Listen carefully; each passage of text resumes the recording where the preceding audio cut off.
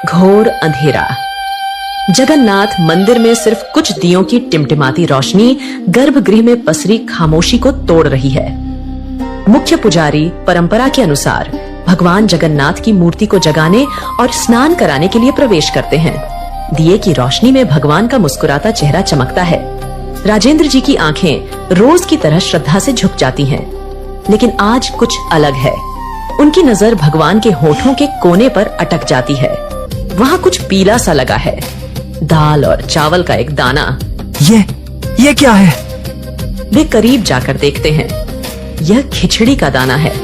भगवान के गालों पर भी हल्के पीले दाग हैं, जैसे किसी बच्चे ने जल्दबाजी में खाकर हाथ पोंछ लिए हों। राजेंद्र जी का दिल बैठ जाता है। मंदिर में खिचड़ी का भोग तो शाम को लगता है, सुबह तो बिल्कुल नहीं।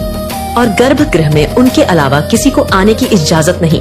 यह अपवित्रता है या कोई चमत्कार? भक्ति जब सारे नियम तोड़ देती है, तो भगवान भी अपने नियम तोड़ देते हैं। ये कहानी किसी भक्त की नहीं, बल्कि उस माँ की है जिसके लिए भगवान ने अपना सिंहासन छोड़ दिया। जरा सोचिए, भगवान के होठों तक खिचड़ी कैसे पहुंची?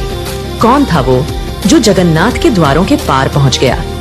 वीडियो के अंत में एक सवाल पूछा जाएगा, जिसका जवाब आपको कमेंट में देना है, इसलिए हर दृश्य को ध्यान से देखिएगा। राजा गजपति, एक न्यायप्रिय और धर्मनिष्ठ शासक, अपने मंत्रियों के साथ राज्य के मामलों पर चर्चा कर रहे हैं। तभी घबराए हुए राजेंद्र पुजारी वहां पहुंचते हैं। आचार्य राजेंद्र, आप इस समय यहाँ? सब कुशल तो है? महाराज, अनर्थ भी कह सकते हैं और चमत्कार भी। समझ नहीं आ रहा। राजा खड़े हो जाते हैं। दरबार में सन्नाटा छा जाता है। स्पष्ट कहिए आचार्य, क्या हुआ है? महाराज, आज भोर में जब मैं गर्भगृह में गया तो मैंने प्रभु जगन्नाथ के श्रीमुख पर खिचड़ी के कण देखे। पूरे दरबार में कानाफूसी शुरू हो जाती है। खिचड़ी सुबह सुबह? ये असंभव है। क्या आपने स्वयं देखा? कोई भ्रम तो नहीं? महाराज, अपनी इन आंखों से देखा है, जैसे किसी ने प्रभु को भोग लगाया हो और उन्होंने उसे स्वीकार भी किया हो।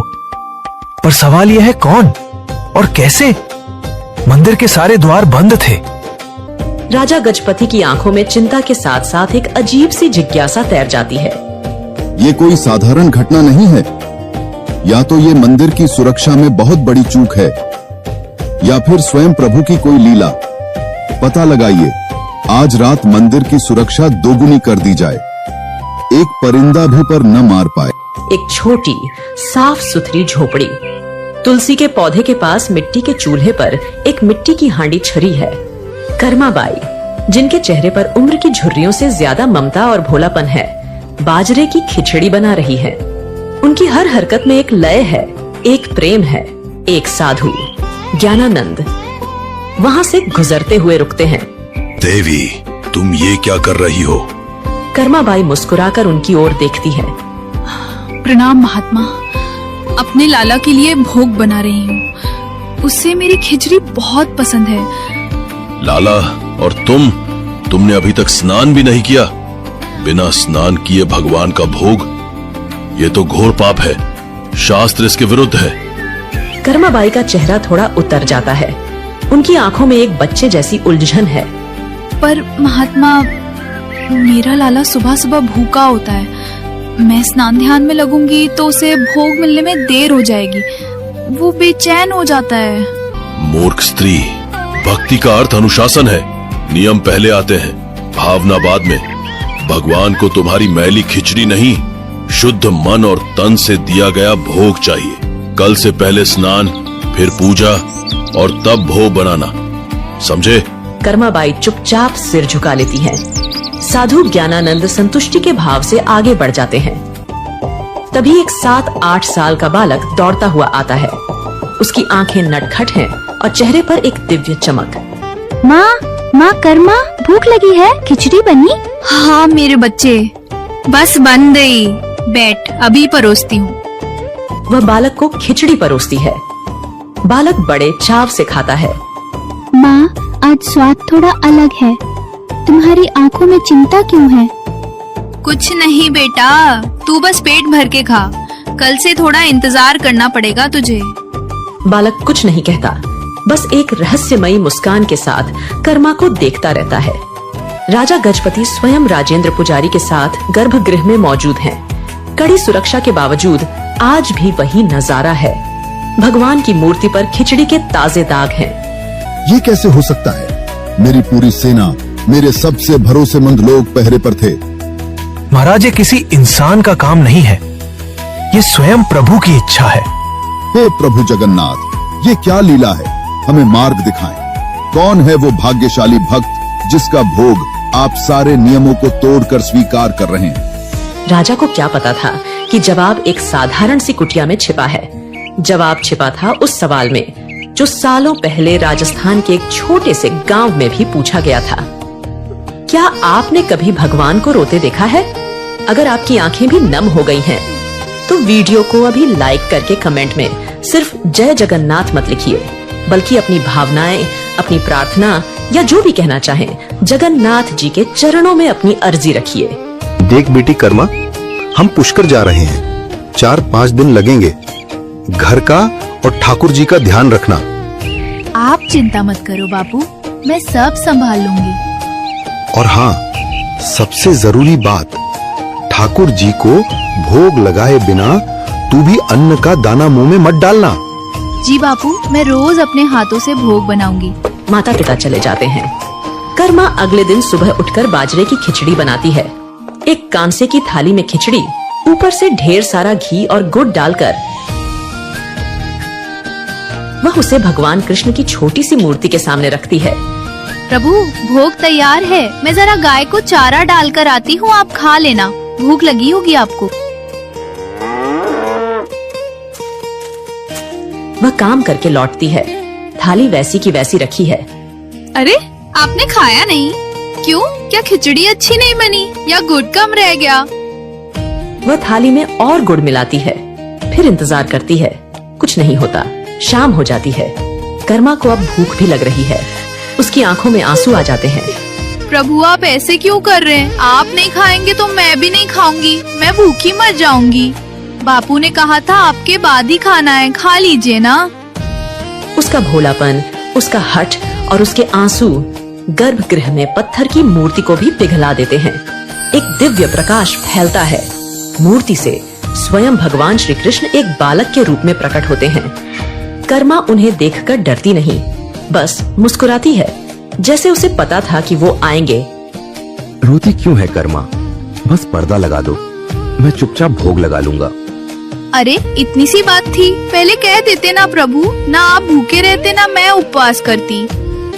कर्मा अपनी ओढ़नी से पर्दा करके उन्हें अपने हाथ से खिचड़ी खिलाती है। भगवान पूरी थाली साफ कर देते हैं। राजा गजपति गहरी नींद में है। उन्हें एक स्वप्न आता है। स्वप्न में भगवान जगन्नाथ स्वयं उनके सामने खड़े हैं, पर उनका चेहरा उतरा हुआ है। प्रभु, आपने दर्शन दिए, मैं धन्य हो गया। पर आप चिंतित क्यों हैं? मुझसे कोई भूल हुई? राजा, तुम्हारी व्यवस्था बहुत अच्छी है, पर एक समस्या हो गई है। आज्ञा दें प्रभु। पुरी में मेरी एक माँ रहती है, कर्मा। वो रोज सुबह मुझे बड़े प्यार से खिचड़ी खिलाती है। मुझे उसके हाथ की खिचड़ी खाए बिना चैन नहीं मिलता। राजा हैरान है। पर किसी ज्ञानी ने उसे पूजा पाठ के चक्कर में उलझा दिया है। अब वो स्नान ध्यान करके भोग बनाती है। भूख के मारे मेरा बुरा हाल हो जाता है। जब तक भोग मिलता है, तुम्हारे मंदिर का समय हो जाता है, तो मुझे जल्दी जल्दी खाकर हाथ मुंह पोंछकर यहाँ आना पड़ता है। इसीलिए मेरे मुख पर दाग रह जाते हैं। राजा गजपति की नींद टूट जाती है। वे पसीने से भीगे हुए हैं। उनके चेहरे पर आश्चर्य और भक्ति का मिला जुला भाव है। कर्मा, माँ कर्मा। राजा के सैनिक और मंत्री पूरे पुरी में कर्मा नाम की महिला को ढूंढ रहे हैं। वे कर्माबाई की कुटिया तक पहुंचते हैं। राजा और राजेंद्र पुजारी भी वहां आते हैं। वे देखते हैं कि कर्माबाई स्नान करके गीले बालों में जल्दी जल्दी भोग बना रही हैं। वही नटखट बालक बाहर बैठा इंतजार कर रहा है। माँ, जल्दी करो ना, बहुत जोर की भूख लगी है। राजा और राजेंद्र जी एक दूसरे को देखते हैं। वे समझ जाते हैं ये साधारण बालक नहीं है। तभी साधु ज्ञानानंद भी वहाँ आ जाते हैं। महाराज, आप यहाँ इस अज्ञानी स्त्री की कुटिया में? महात्मा, जिसे आप अज्ञानी कह रहे हैं, वो स्वयं भगवान जगन्नाथ की माँ हैं। आपके थोपे हुए नियमों के कारण भगवान को भूखा रहना पड़ रहा है। ज्ञानानंद का चेहरा शर्म से झुक जाता है। उसे अपनी भूल का एहसास होता है। वह दौड़कर कर्माबाई के पैरों में गिर पड़ता है। मुझे क्षमा कर दो माँ, मैं शास्त्रों का ज्ञान तो पा गया, पर प्रेम का मर्म न समझ सका। आपकी भक्ति ही सच्चा शास्त्र है। आप जैसे पहले करती थी, वैसे ही अपने लाला को भोग लगाए। कर्माबाई उसे उठाती है। उनकी आंखों में कोई गुस्सा नहीं, सिर्फ ममता है। महात्मा, आप सही थे, पर मेरा लाला वो बच्चा है। वो नियम नहीं, सिर्फ माँ का प्यार समझता है। राजा गजपति और राजेंद्र पुजारी हाथ जोड़कर यह सब देख रहे हैं। उनकी आंखें नम हैं। कर्मा के माता पिता तीर्थ से लौटते हैं। माँ देखती है कि गुड़ का मटका लगभग खाली है। कर्मा, इतना सारा गुड़ कहाँ गया? माँ, ठाकुर जी रोज खिचड़ी खाते हैं ना, तो उन्हें गुड़ ज्यादा पसंद है। मैं रोज डाल देती थी। पिता जीवन राम को विश्वास नहीं होता। उन्हें लगता है बेटी झूठ बोल रही है। हमसे झूठ बोलती है? तूने ये खाया होगा सब। नहीं बापू, आपको यकीन नहीं तो कल खुद देख लेना। अगले दिन कर्मा फिर खिचड़ी बनाती है। माता पिता छिपकर देखते हैं। कर्मा थाली रखती है, ओढ़नी का पर्दा करती है और प्रार्थना करती है। वे अपनी आंखों से देखते हैं कि थाली में से खिचड़ी धीरे धीरे गायब हो रही है। उनके पैरों तले जमीन खिसक जाती है। वे दौड़कर अपनी बेटी के पैरों में गिर पड़ते हैं। बेटी, हमें माफ कर दे। हम तुझे पहचान न सके। तू तो साक्षात भक्ति का रूप है। समय बीत गया है। कर्माबाई अब बहुत वृद्ध और कमजोर हो गई है। वह अपनी चारपाई पर लेटी है। उनकी सांसें धीमी चल रही हैं। वही बालक जो अब भी उतना ही बड़ा है, उनका हाथ पकड़कर उनके पास बैठा है। लाला, अब मुझसे उठा नहीं जाता। आज खिचड़ी कैसे बनाऊंगी? तू भूखा रह जाएगा। तुम चिंता मत करो माँ, तुमने मुझे जीवन भर खिलाया। आज मैं तुम्हें अपने साथ ले जाने आया हूँ, जहाँ तुम्हें मेरे लिए कुछ बनाना नहीं पड़ेगा। कर्माबाई मुस्कुराती हैं और शांति से अपनी आंखें बंद कर लेती हैं। उनकी आत्मा शरीर छोड़ देती है। मंदिर में कोहराम मचा है। भगवान जगन्नाथ की मूर्ति की आंखों से अविरल आंसुओं की धारा बह रही है। पत्थर की मूर्ति रो रही है। राजा गजपति और राजेंद्र पुजारी भागे भागे आते हैं। वे यह दृश्य देखकर कांप उठते हैं। हे प्रभु, ये क्या हो रहा है? हमसे क्या अपराध हुआ? राजा गजपति समझ जाते हैं। वे हाथ जोड़कर प्रार्थना करते हैं। रात को राजा को फिर स्वप्न आता है। भगवान जगन्नाथ एक छोटे बच्चे की तरह सुबक सुबक कर रो रहे हैं। राजा, मेरी माँ चली गई। मेरी कर्मा माँ मुझे छोड़कर चली गई। अब मुझे सुबह सुबह प्यार से खिचड़ी कौन खिलाएगा? अब मैं किसका इंतजार करूंगा? राजा की नींद खुलती है। उनकी आंखों से भी आंसू बह रहे हैं। लेकिन ये एकमात्र माँ नहीं थी। ऐसी और भी कहानियां हैं जहां भक्ति ने भगवान को विवश कर दिया। राजा गजपति ने सभी पुजारियों और पूरे राज्य के लोगों को इकट्ठा किया है। उनका चेहरा दृढ़, निश्चय और गहरी भावना से भरा हुआ है। आज से और इस सृष्टि के अंत तक भगवान श्री जगन्नाथ को अर्पित होने वाले 56 भोग से भी पहले सबसे पहला भोग मेरी माँ, भगवान की माँ कर्माबाई के नाम से बाजरे की खिचड़ी का लगाया जाएगा, ताकि मेरे प्रभु को कभी ये न लगे कि उनकी माँ उन्हें छोड़कर चली गई है। उनकी माँ अब यहीं है, हम सबके दिलों में और इस मंदिर की परंपरा में हमेशा के लिए। और इस तरह एक साधारण किसान की बेटी अपने निश्चल प्रेम और भक्ति से जगन्नाथ की माँ बन गई। आज भी जगन्नाथ पुरी में हर सुबह दुनिया के सबसे शक्तिशाली भगवान अपनी माँ के हाथ की खिचड़ी के लिए एक बच्चे की तरह इंतजार करते हैं। अब देखते हैं आप में से किसने इस कहानी को ध्यान से देखा है। एक सवाल है आपके लिए उत्तर दे हो सकता है कि अगली वीडियो में आपका नाम आ जाए। प्रश्न, खरमाबाई पहली बार भगवान को कौन सी चीज का भोग लगाती है?